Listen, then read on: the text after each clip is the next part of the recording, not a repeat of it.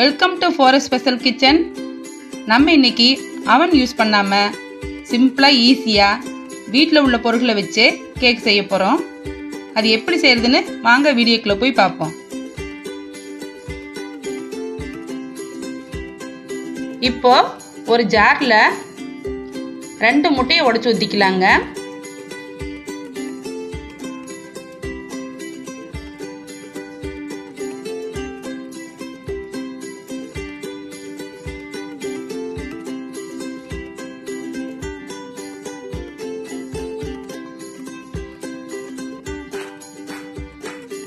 இது கூட 1 கப் அளவுக்கு சர்க்கரை போட்டுக்கலாங்க.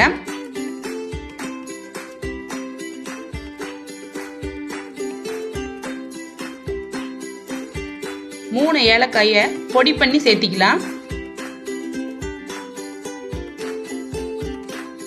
இப்போ நம்ம இது எல்லாத்தையும் அரைச்சு எடுத்து வச்சுக்கலாங்க.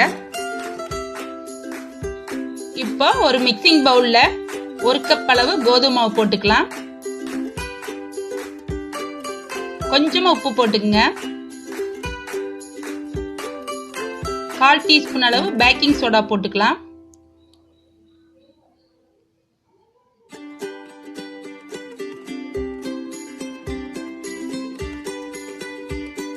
ரீஃபைண்ட் ஆயில் 1/4 கப் அளவு ஊத்திக்கலாம்.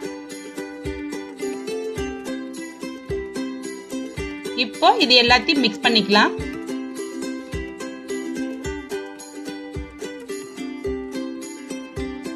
இந்த மாதிரி நல்லா மிக்ஸ் பண்ண பிறகு 1 கப் அளவு கெட்டியான பால் ஊத்திக்கிங்க.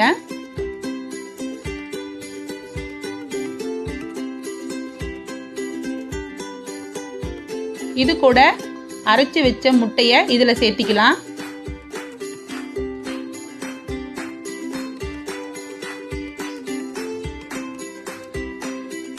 இப்போ இது எல்லாத்தையும் சேர்த்து நல்லா மிக்ஸ் பண்ணிக்கலாங்க.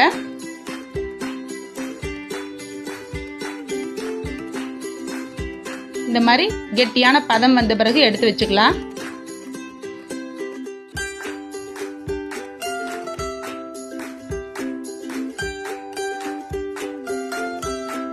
ஒரு பவுல்ல ஆயில் விட்டு அப்ளை பண்ணிட்டு மைதா மாவு கொஞ்சம் தூவி விட்டுக்கலாங்க.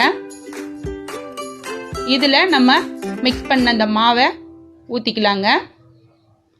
இந்த மாதிரி பவுல்ல ஊத்தின பிறகு லைட்டா ஷேக் பண்ணி விடுங்க. அப்பதான் ஏர் பபிள்ஸ் இருக்காது. ஒரு இட்லி பாத்திரத்துல ஸ்டாண்ட் உள்ள வச்சு மாவு உள்ள வச்சுட்டு 40 நிமிஷம் வேக வச்சுக்கலாங்க. இப்போ க்ரீம் ரெடி பண்ணிக்கலாங்க. அதுக்கு ஒரு பவுல்ல காய்ச்சின பால் 1 கப் அளவு ஊத்திக்கலாங்க.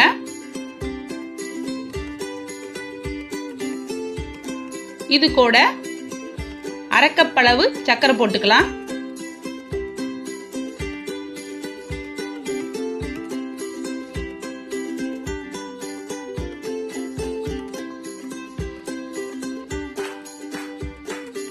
நல்லா கலக்கிக்கலாம்.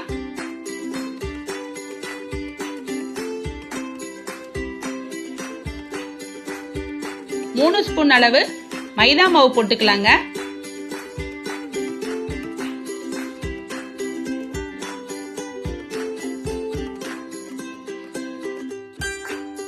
இப்போ இதை நல்லா மிக்ஸ் பண்ணிக்கலாம். கெட்டியா வர அளவுக்கு மிக்ஸ் பண்ணிட்டே இருக்கலாம். மீடியம் ஃப்ளேம்ல வச்சு மிக்ஸ் பண்ணுங்க. இப்போ நல்லா கெட்டியாயிடுச்சுங்க. இந்த மாதிரி நேரத்தில் 1/2 டீஸ்பூன் தேங்காய் பூ போட்டு இறக்கலாங்க. இப்போ க்ரீம் ரெடி ஆயிடுச்சுங்க. இப்போ 40 நிமிஷம் ஆயிடுச்சுங்க. கேக் ரெடி ஆயிடுச்சு. இப்போ நம்ம இதை வெளியே எடுத்துக்கலாம். வெளியே எடுத்து நல்லா ஆற வச்ச பிறகு இதை 3 பீஸா கட் பண்ணி வச்சுக்கலாங்க. இந்த மாதிரி 3 பீஸா கட் பண்ண பிறகு 3 பீஸ்லயும் நம்ம க்ரீம் அப்ளை பண்ணி வச்சுக்கலாம்.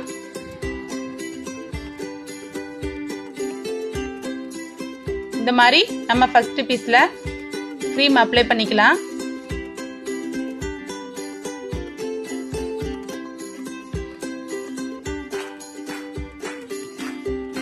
இந்த மாதிரி க்ரீம் அப்ளை பண்ண பிறகு செகண்ட் பீஸ் எடுத்து வச்சுக்கலாங்க. இது மேலேயும் க்ரீம் அப்ளை பண்ணிக்கலாம்.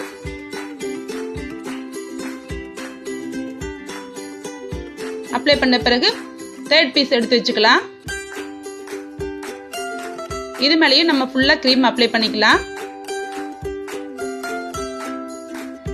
ஃபுல்லா அப்ளை பண்ண பிறகு நம்ம தேங்காய் பூ அது மேல கொஞ்சம் தூவி விட்டுக்கலாங்க. இப்ப கேக் ரெடி ஆயிருச்சுங்க. இது மேல நான் சாக்கோ பவுடர் தூவி விட்டுருக்கேன். கேக் டெக்கரேட் பண்றதுக்காக மேல ஜாம் வச்சிருக்கேன். இது ரொம்ப டேஸ்டா இருக்கும். நீங்க கண்டிப்பா ட்ரை பண்ணுங்க. இந்த வீடியோ உங்களுக்கு பிடிச்சிருந்ததுன்னா லைக் பண்ணுங்க, ஃப்ரெண்ட்ஸுக்கு ஷேர் பண்ணுங்க. ஃபோரஸ் ஸ்பெஷல் கிச்சனுக்கு சப்ஸ்கிரைப் பண்ணுங்க. அடுத்த நல்ல ரெசிபியுடன் வரேன். தேங்க்யூ.